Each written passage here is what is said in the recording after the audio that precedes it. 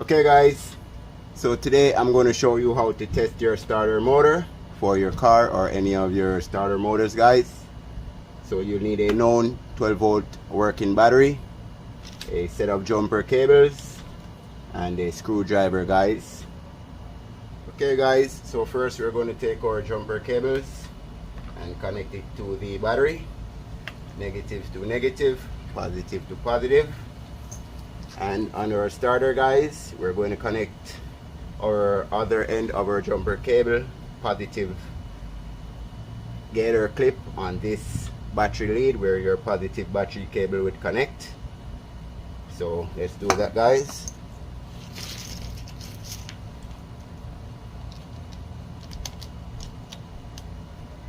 Next, we're going to just ground the body of the starter with the other end of the negative cable, guys.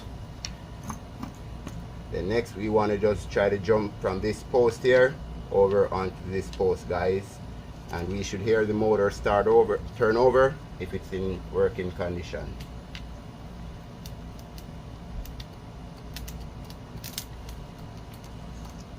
It's not working, guys. I don't know if you can hear that, but I'm sure you probably see the sparks.